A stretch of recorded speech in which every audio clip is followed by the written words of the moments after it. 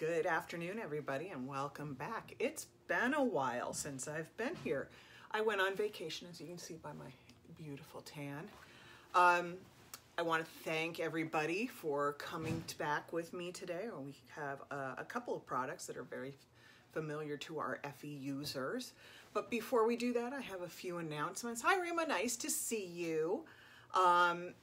I want to thank everybody who has signed up in the last 24 hours to receive notifications of when I'm live. It is a huge group today that did that, and I want to say I really appreciate it. It makes me feel really good to know you actually want to know what I have to say, so I appreciate it a lot. Hang on a second. We have a friend with me here helping me today, so you're going to hear a lot of noise. Right now she's on my iPad helping me read questions, and we forgot to turn the noise down on my iPad. Sorry, you caught me by a surprise. I'm sorry about that. Camilla is here with me, my friend Camilla Lil Bask. I'm going to swing the camera around for a second. Camilla, say hi. Hi. She's helping me out. So I'm glad to see everybody here. So back to where I was, a little distraction as we try to get things organized as always when I'm doing this. Again, thank you everybody who signed up for notifications today. I can't tell you how overwhelmed I was with the people who are interested, and it really means a lot to me. I also want to touch base with everybody. We have classes coming up that I'm teaching. In September 24th through 28th, you will see me teaching with Martin Allen Hirsch at the Faux Finish School in Louisville, Kentucky. That's our Timeless Creations class. It's a 5-day, 30 finish professional business class. All those finishes can, or I shouldn't say all, most finishes can be used for furniture and for walls or floors or ceilings, even on canvases. I highly suggest everybody to come and take this class if you get a chance. It's a real investment in your business. We are also doing our New World Finishing Furniture and Cabinetry class October 8th through 10th. This is a class specifically designed for furniture and cabinetry. We will be demonstrating and teaching spraying, proper prep all the way from raw wood to pre-finished wood and furniture, to how to deal with all kinds of odd situations that come up with furniture. Terrific class, 3 days. I think that one's 25 finishes. I'm kind of going from memory. Thank you, Sharon. Nice to see you here. Thanks for everybody for popping in. Camilla is here to help me so that as I go along, I will have somebody waving at me when you all ask questions, so I'm not kind of doing this like I always do into the camera trying to read your questions. Also, one other class, I will be teaching a 1-day furniture class specifically for IDOL, which is International Decorative Artists League in Greensboro, North Carolina, in October 21st. That is a 1-day class. Much less information, but just as much fun. If you want the truly professional class, come and see us at the Faux Finish School in Louisville, Kentucky. You're going to get the full blast there. So, thank you, everybody. We're ready to get started. Today's products are PlasterTex, Stain and Seal, and Lime Slag. Now, most of you who are familiar with Faux Effects will recognize 2 of those products. Many of you might not recognize the third, the Lime Slag, but I will go through each one as we go through. And my friend cannot turn off the sound. Turn the volume down on the side, sweetie. Sorry, everybody. I gotta get her to stop putting noise in the background. Got it. Sorry. This is what happens when you have your best friend of over 30 years helping in your studio. Instead of helping, it gets a little more chaotic. Nice to see everybody. Okay, back to business. It's a little distracting when I hear myself in the background.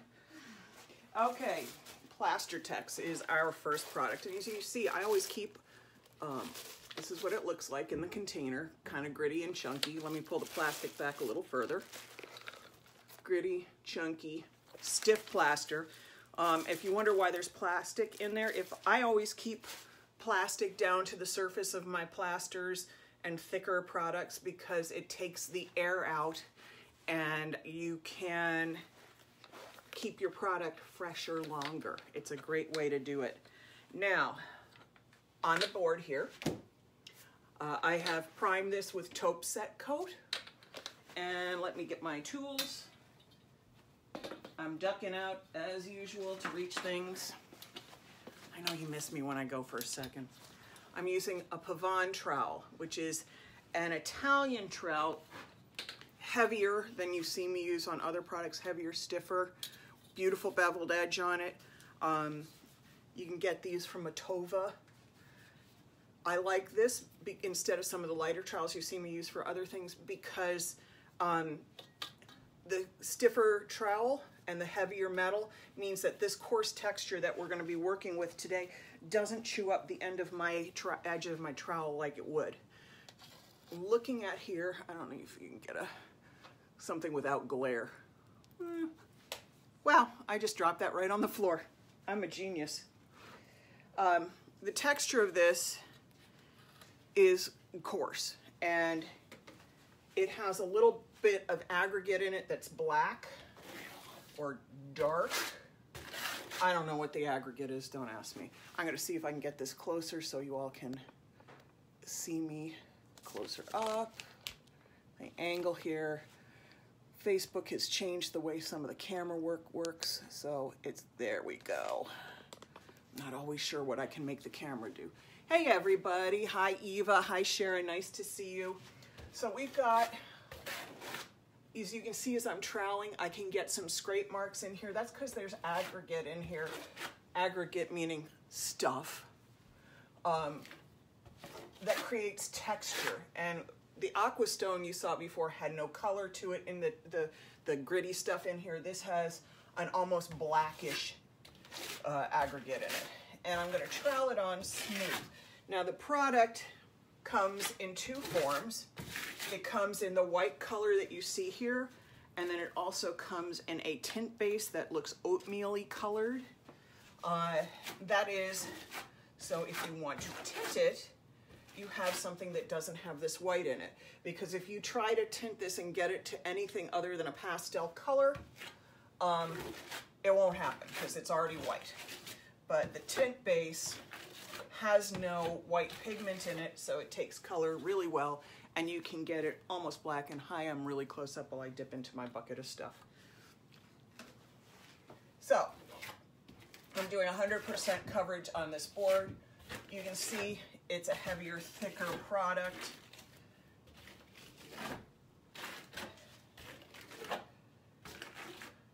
And you get kind of a coarse, concrete-y look. Let's see if I can get this a little closer. There we go. You can see right in here. Get my finger, see if I can see my own finger. You can see that dark speck that's in there. It's really lovely on a final finish. All right, let me go back out. This camera stuff is complicated. So I'm going to let that dry as it is. And this, on its own, terrific looking finish. I've done this any number of times. Great commercial application. It has a relatively self-sealing property to it, so it's pretty good as it is.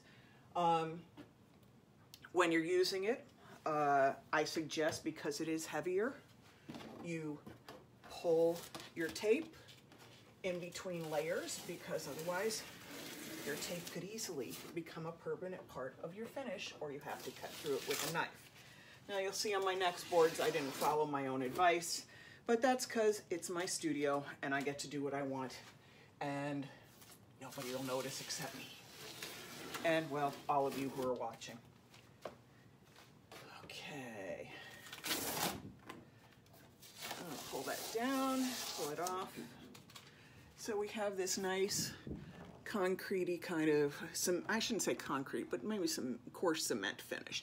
And this will be really nice. Now, most of the time, I can either use it in this white color, or as you will see later, I will color over it.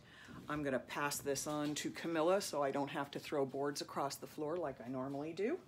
And we're gonna step on to the next finish, next layer of this finish. Clunk, throw things. If it's Monday, I must be throwing something. And here we go. Let's see, I'm gonna need a little more tape to keep this up here. So this is what it looks like dried. All the shine disappears. You don't have a great deal of shrinkage with this product. It doesn't pull back tight a lot. I don't have issues with cracking. You can build it up fairly well high. And it actually does work really nicely through stencils. So I'm very pleased with a lot of the different ways I can use it. But one of the cool things that you can do is actually add a product to this that makes it pull up and get super crunchy for like an old stone finish. And I'm going to show you the product now.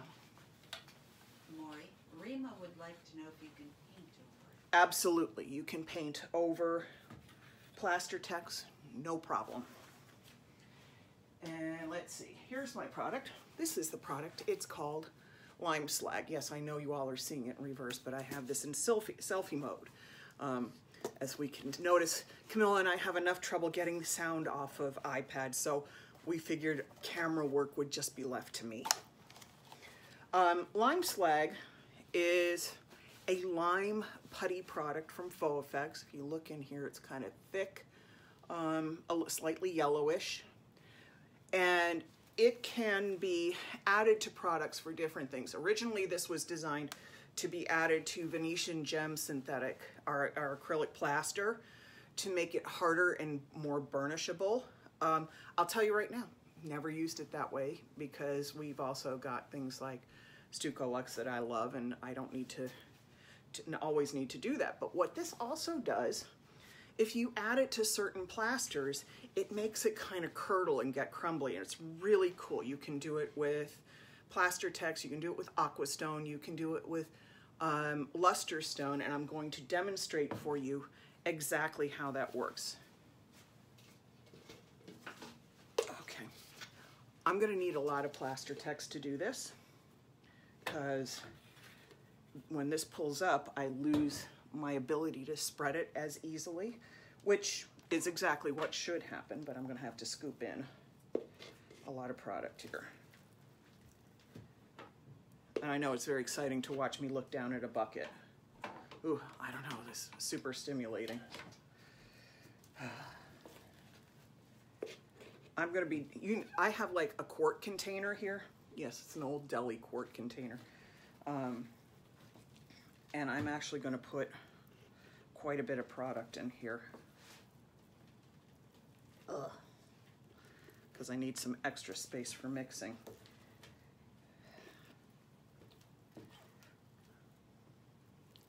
And as you can see, the product is thick, but creamy.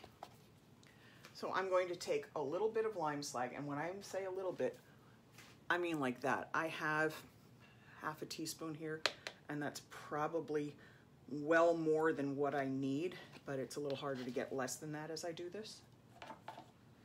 And I'm gonna mix it. And what this does is it kind of curdles the product without ruining the ability for it to bind.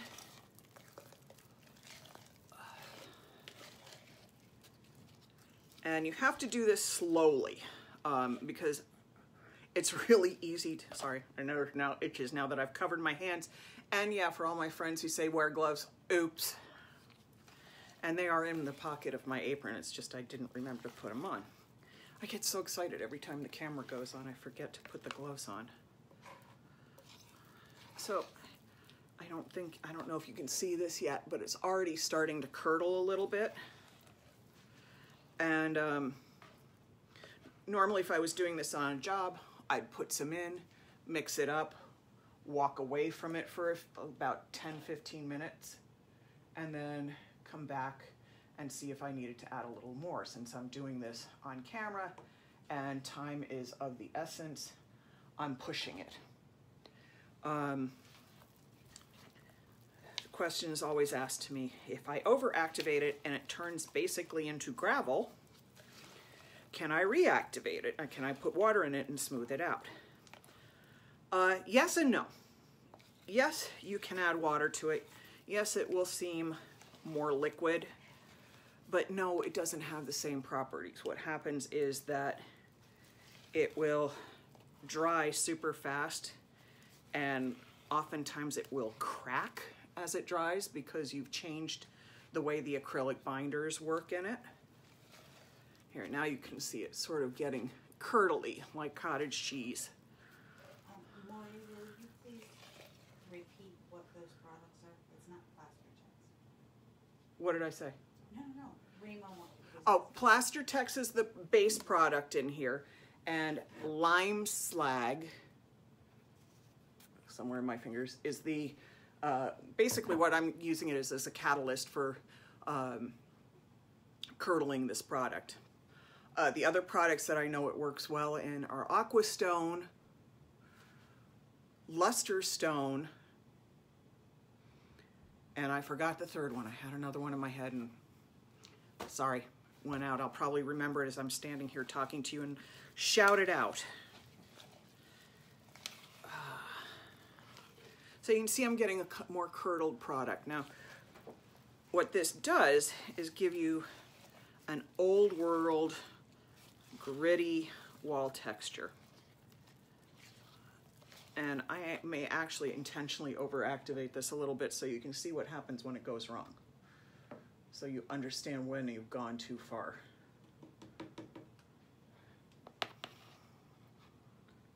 Because I don't have time to set this down and walk away from it for 15 minutes.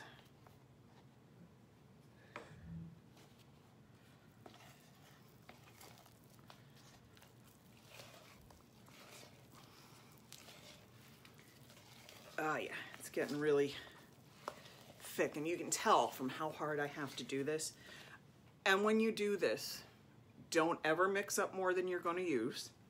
And understand that also now that you've thickened this so much, the amount you can of square footage you're going to get out of it is substantially changed. When I apply it like this, I get anywhere from 50 to 75 square feet per gallon. When I'm doing this, I'm getting about 25 square feet to 30 square feet a gallon. It takes it up way short because you're making a very thick product. All right, let me see if I can get this on my trowel and spread it and try not to glop any more on the floor. Okay, so super thick and crunchy, and it goes on heavier and more stone-like, and I actually think I'm gonna zip this closer. Sorry, my fingers are now so dirty, I don't know if I can make my camera work. Come on. There we go.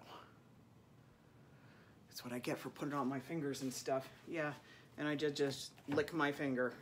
That's what happens. I probably ingested more products than somebody at the FDA to see if it was safe, and I'm still here. So I'm putting this on thick. You can see that it's getting kind of crumbly and creating this great texture. So I'm getting an old world finish out of this with only 2 products. It's a really nice way to do things. I don't have to switch products, have something else happen. And this again is Faux Effects Silver Label line. And the drier this gets, the thicker it pulls up, the harder it becomes to spread.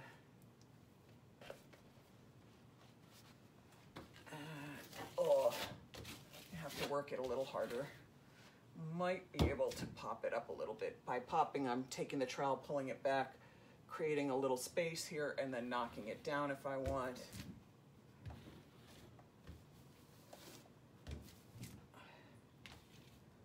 And you can see some of it's sort of crumbling off and falling down because I haven't pushed it onto the board hard enough. And I can drag my trowel and get some cool drag marks out of it. And it's a really, really sweet thing. Let me see if I can make it closer so you can see it a little better. And get my fingers on the lens. Oh. There you go. So you can see all this nice detail in here. And of course, I finally started working on the lighting so that you don't see shadows, but then it also wants to wash out something when I'm working as white. So it's all still a learning process for me. Thank you everybody for your patience. So now I'm gonna let that dry. And this has got some weight to it. I've got some texture in here. So I know I'm up close, I want you to be able to see more texture. But this board also has some weight to it. Will that burnish? No, you won't get shine out of that. So let me get back out here. It's not designed to get shiny. This is not a shiny product. It's gonna dry flat. Here you go. Can it be used outside? Absolutely. It is interior and exterior rated. So absolutely can be used that way. I'm changing my tape so I can tape this up. I've did this board earlier today, and it's heavy. Hi Gina, glad you're always learning. Camilla, could you grab me another roll of tape over there so that when I get to the next board, I'm not dropping it on the floor. Heavy blue, thank you. Okay, I'm gonna tape this up. By the way, Maury, I guess I'm famous. Yes, well, I do exist. She's infamous, folks, not famous. Let's not let that go to her head. I know you all have heard me talk about her because we've been around for so long, but it's infamous, not famous. So the next thing we're gonna do now is, now that because this is white, I didn't try to tint it. So what I'm actually going to do is take some water and some colorant and wash it in. I could do this with glaze and color it. I could use Stain and Seal, which we'll talk about later, and color it. I could use all kinds of products right now because of the mood I'm in. I'm going to use a little faux cream color in different shades and then rub it on and pat it back. Just so you understand, this was done this morning, so I have some dampness in here. My color is going to take a little differently than it would if I had had the chance to let it set up and dry longer. But I was hoping with a dehumidifier and a fan it might dry a little harder. I was wrong. I have moisture. So, let's see, what have I got here? I'm going to take a little water. Just a little bit. Yeah, I saved these from like, I don't know, what are they called? Smart Choice meals, Lean Cuisine, something like that. Whatever they are, I saved the plastic bowls from them because they're great for what I'm doing here. And I've got a little custom blue. Shake it up. Custom blue, faux cream color. Obviously, I always have stuff on my hands because all of my labels are always covered with something. So I'm going to add some custom blue in here, and that makes it a pretty bright blue. But then I'm also going to add a little white and a little, I think a little some transoxide so that it's not such a sharp blue. Asphaltum transoxide is exterior rated. Oh, and the question, going back to, can this be done outside? Just so you know, lime slag is not actually exterior rated, but because you use so little of it, it's not really a problem. It doesn't affect the interior versus exterior rating. So yes, the additive to it causing it to curdle.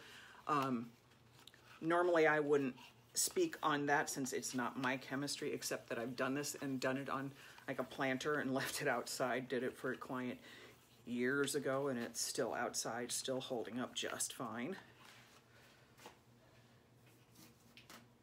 Let's see, and I have my white.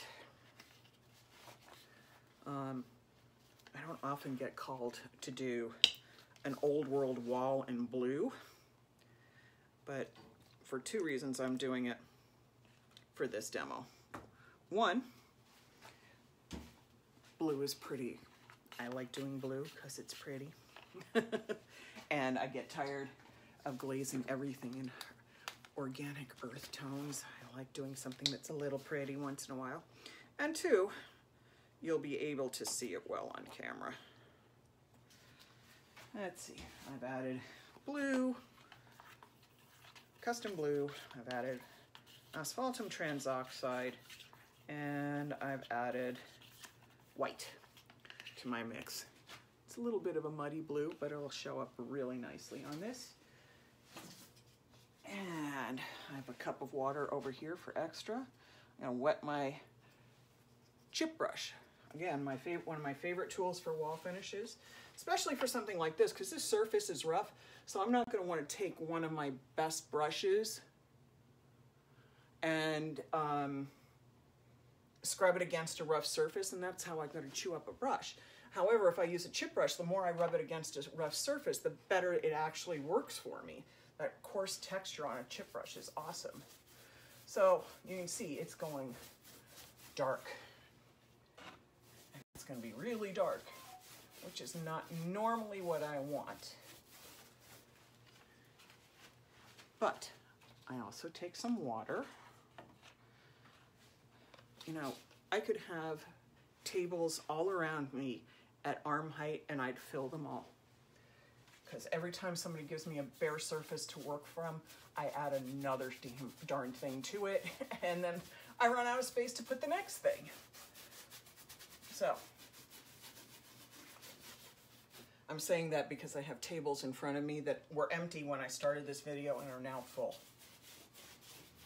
So, you can see how it takes into this. Look how pretty that is. It's like, just takes differently in different places. Now, if I was really struggling with this, I could spritz the surface with water. It wouldn't probably make it go on faster. But I kind of like to do it. Sometimes I like to do things the hard way because I get a better result.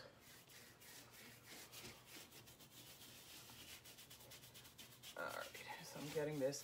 And gravity is actually helping me in this.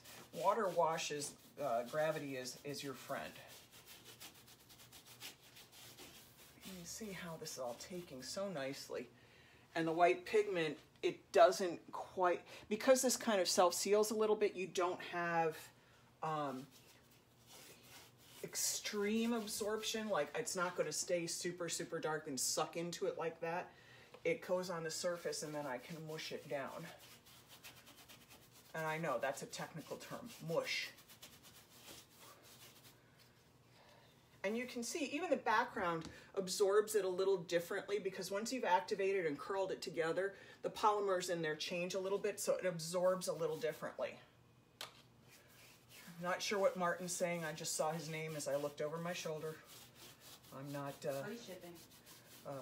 I thought he was picking on me. For anybody interested, Martin is offering a free shipping code for the products. You gave a coupon code there, which I think is pretty awesome.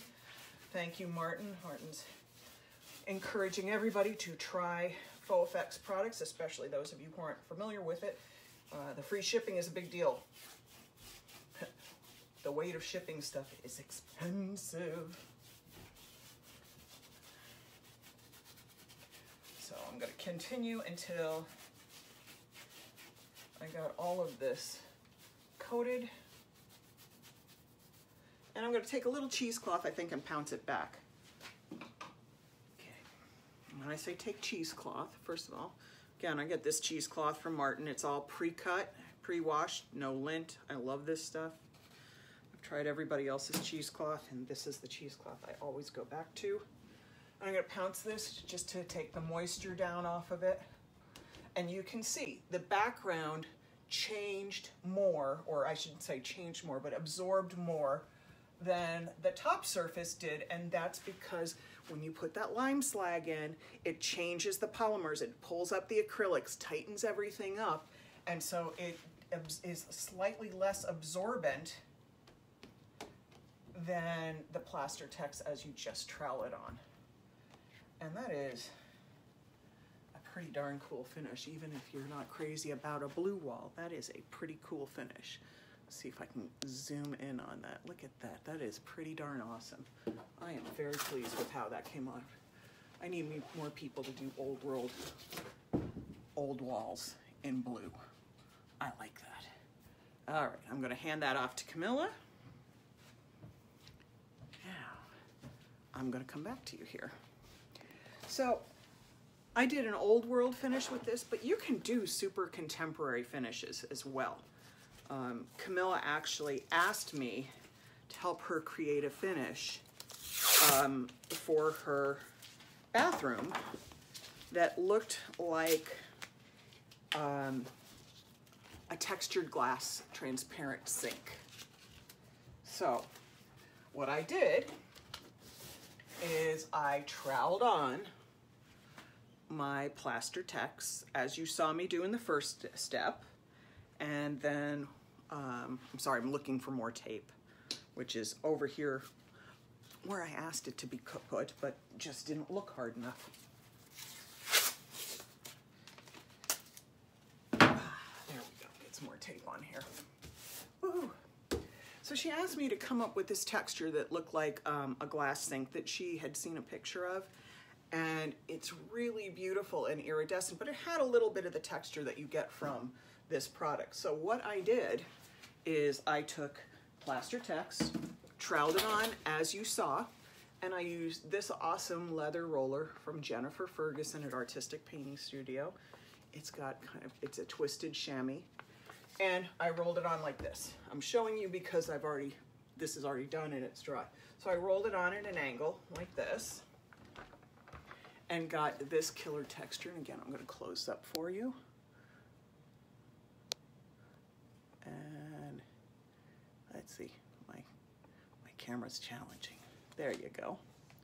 You can see it's got that nice wavy texture through it. And then I'm going to make some special glazes. Sorry, that was right up my nose. That was rude. I'm going to make some special glazes that go over this to give it that look that she wanted. And as we get close to the end of doing this, I'll have her see if she can pop up that picture on her phone, and so I can show it to you online, and you'll see where I was going with this. So next thing, I'm going to take some aqua cream, and because this look was metallic, and you've seen me do stuff with metallic pigments before, we're going to use some of the Primary Elements pigments from Luminart, but first I'm going to show you the product. Let me get all this other stuff out of the way before I do something bad. So, first we're going with aqua cream.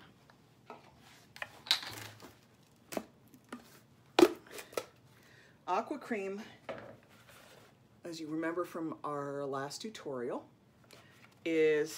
dries super hard. Interior and exterior rated, a little bit on the gelatinous side. It's thicker than Faux Cream Clear. And I tend to like it for a lot of reasons for different projects. Mostly, especially if I'm going to use a bathroom, I want a glaze that dries hard, because then I don't have to top coat it and worry about that.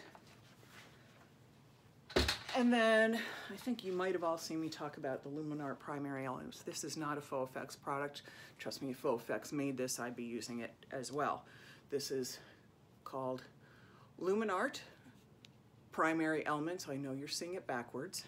The two colors I'm using are called Sea Glass and Ocean Wave. So I'm going to take, and try not to spill, tap into this a little bit. I'm going to take a little tiny, yes, is there a metallic over that PlasterTex board you're doing? I'm sorry, I should have mentioned that. I painted it with silver set coat. I thought I did, but I obviously didn't. I painted, after this dried, I painted it with metallic silver set coat. So it's good and hard. And then I am creating a glaze, one glaze, with powdered pigments by Primary Elements, Luminart's Primary Elements, in Ocean Wave Blue. And I'm going to test this. Let's see, make a nice blue. And how do I know if I've got it dark enough? It's really simple. Because I haven't pulled my tape on this. I'm going to take a little glaze on my finger and go like this. Nope, not enough pigment, needs more. So I'll take my little jar and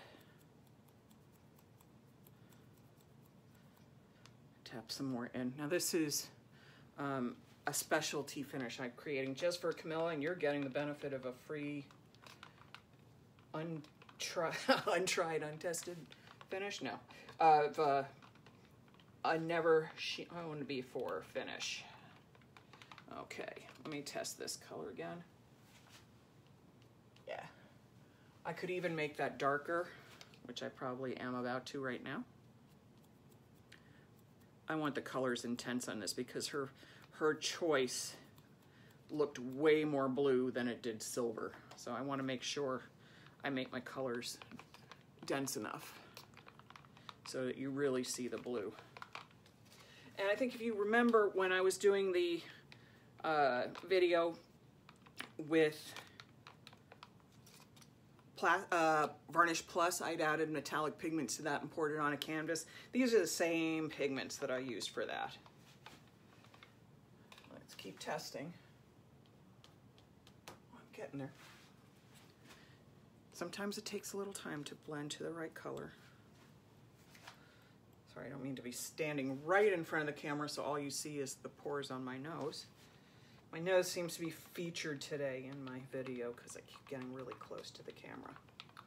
So we've got this beautiful ultramarine kind of blue.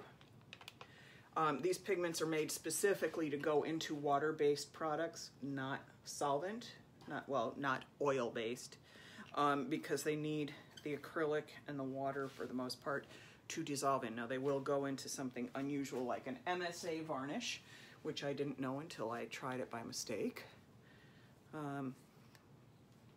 But don't try to do these in something like polyurethane or oil-based glaze. You won't get the color you want. The particles will just float in it. You won't be happy. Okay. And this is the sea glass color, which is a much lighter, truly that pretty summer vacation sea glassy kind of blue.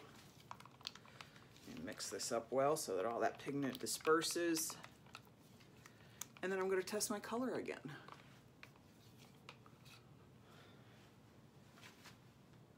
A little more.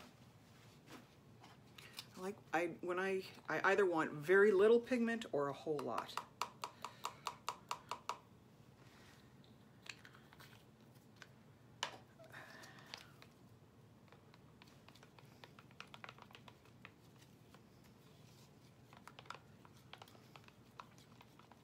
And these are going to be very translucent glazes. Pretty. Okay, I'm happy with where that is. Grab my rag. And I'm going to take mostly the blue, this dark blue, because the look on her choice was pretty dark. Oh, look how pretty that is.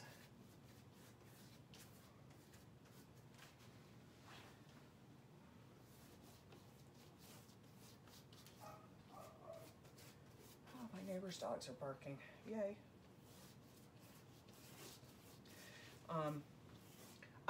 In this case, I'm going with the direction of the pattern because I want to create that watery effect that Camilla really liked so much for her from the bowl.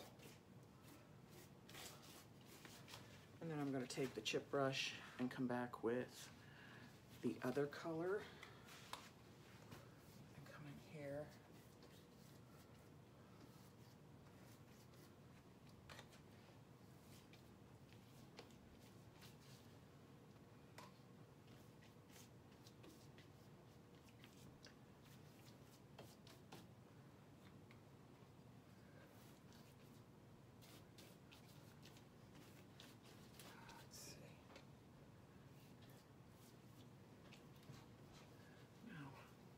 I will manipulate this with a little cheesecloth, but if I were doing this on a wall, I'd probably do more than one layer, because when I come back at this right now, I'm going to take off quite a bit of the color, so I'm going to want it to dry and then do a little more on it to intensify it. I could also use a smoothing tool to kind of push it back in to the recesses. Matter of fact, give me just 1 second. Let me go grab that.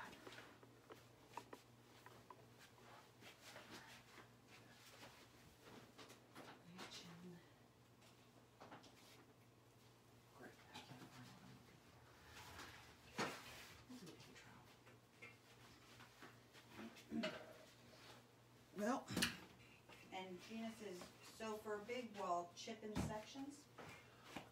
yes, but irregularly shaped sections. My smoothing tool has taken French leave at the moment, so I'm going to just move it with my trowel, which I actually, sorry about the noise, I know it's noisy.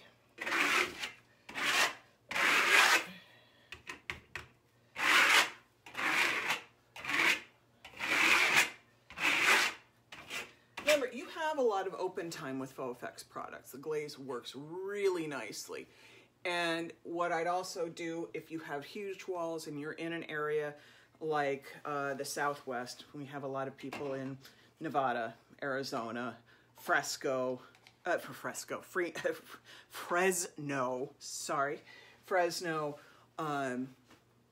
all those kind of places where it's super arid. I always suggest you add So Slow. So I'm going to pounce this back a little bit, soften it up. And on a big wall, I would create wider stripes of color, because right now, this is the size of the striping that was in that fishbowl sink that she was looking at. So I'm going to blend it a little bit,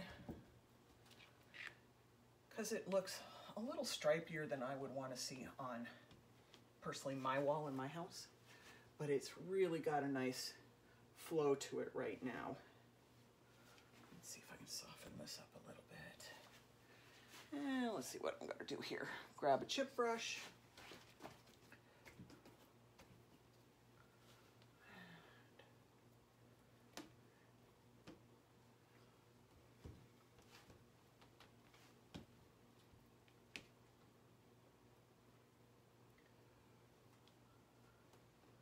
So me, queen of the messy hands. Let's see, there we go. And you can see where the glaze grabs more intensely here, where the texture is heavier, and less down here, where the texture is lighter. I will again do a close-up. Let me throw things out of the way so that I can set them down and not ruin something. Wipe my hands off, and here we go.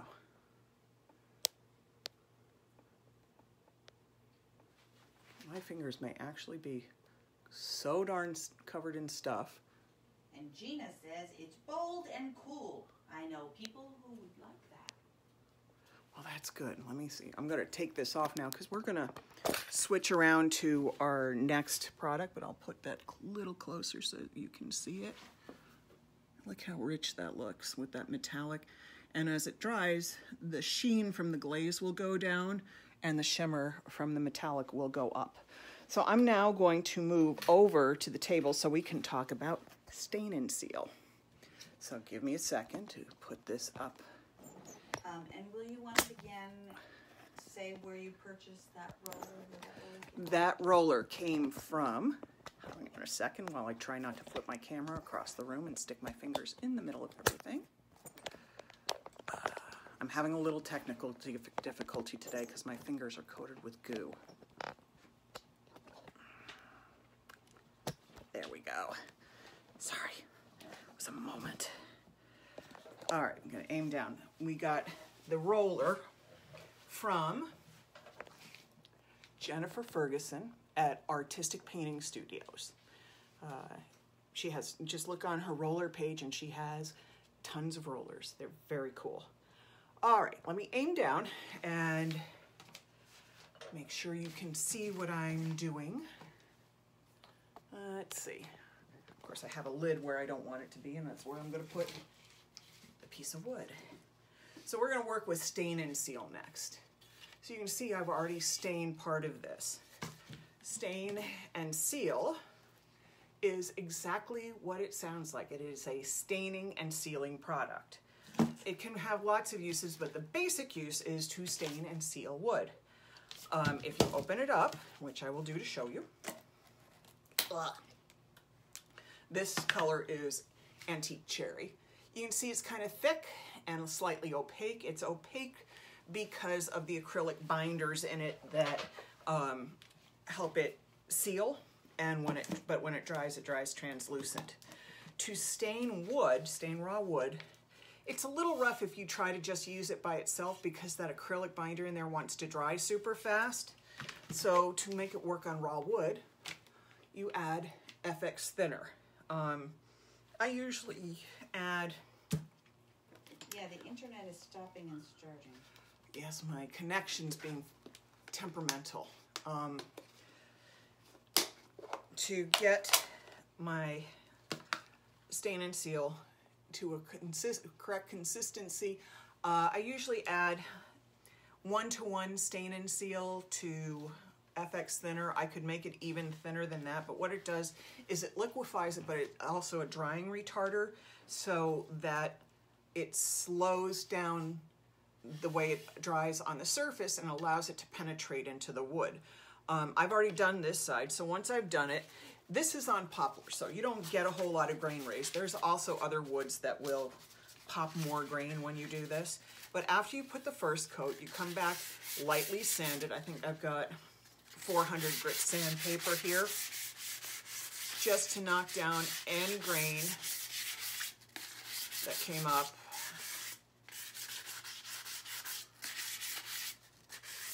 And then I'm going to show you how it takes both to raw wood and to already a second coat. Because I think a lot of times one coat of stain for something like this may not be dark enough. With the darker colors it is, with the lighter colors it's not. So I'm going to use a nice brush. And first I'm going to apply it over here. I've already made a mixture up. I don't need to make more because this is only a little tiny piece. I just brush it on like this. And it spreads nice and smoothly.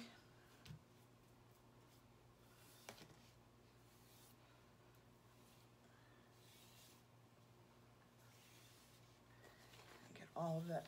And then I'm going to let it sit for a little while. And I'm generous in my application. And I'm going to let it sit for a little while. And then I'll come back and wipe it back with a cheesecloth, but I want to let it sit so it has a chance to penetrate. And depending on the density of the wood and how much FX thinner you put in and the temperature and humidity and all that other stuff will tell you how long you can let this sit. I can let it sit usually 10 to 15 minutes on raw wood, and then I can wipe it back and still have something to wipe back. But it can, even if I've spread this on well, which I didn't do right there, I have a little, if you look at it, I have a little swirl mark with my brush. I have to go back and brush that smooth so that if it does dry, it doesn't dry with that swirl mark showing. So I always want to treat this like I'm not going to touch it again, so it has a nice smooth brushed finish to it. And then on the stained wood over here, now that I've sanded down those little bits of raised grain, I'm going to come back and I'm going to let it penetrate a little longer. It's not really going to penetrate, but what it'll do is it acts like a second coat. It'll grab, it'll make it a little deeper. It will probably dry up a little faster. Now, I'm going to pretend that I let this dry for 10 to 15 minutes, and I'm going to come back and wipe it. As you can see, because I didn't let it dry very long, the penetration into the wood is not that deep. If I had let it go longer, it would have been much darker. On this, it's already been dried and cured, so I can wipe it back to make it just a little bit darker, or I can brush it on again and just let it sit there and dry that way if I wanted a deeper, richer color. Now I can mix any of my Stain and Seal colors together with each other and make a custom mix color. I can layer different colors over each other to get different effects, but today is the basics for this product. So I wanted you to have the understanding, because a lot of people say, oh gosh, water gels, stains are really hard. Okay, I'm going to be holding this up because I can't reach behind me to tighten this up. But a lot of people say, well, those darn, those water-based things, they're hard, they dry, they grab up fast. Well, the FX thinner is what keeps it much more fluid and moving along, so you get a better stain out of it and less grabbing up. So we have had a terrific day together. Thank you for appreciating our technical difficulties. And of course, there is always the infamous Camilla in the background, looking startled. And thanks a lot.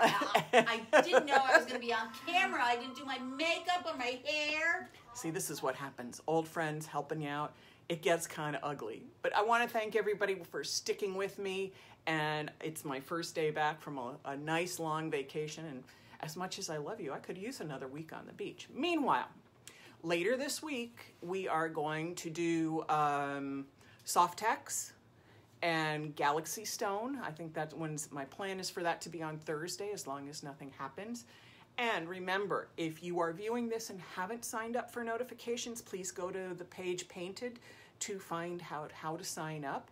And please check out the Faux Finish School or Murals Plus or Faux Effects Technical Support page to find out more about the classes that I'm teaching and that Martin Allen Hirsch and I are teaching together. We have a great time in class, and I'd love to meet some of you in person and have you in our classes. Have a great day. Thanks.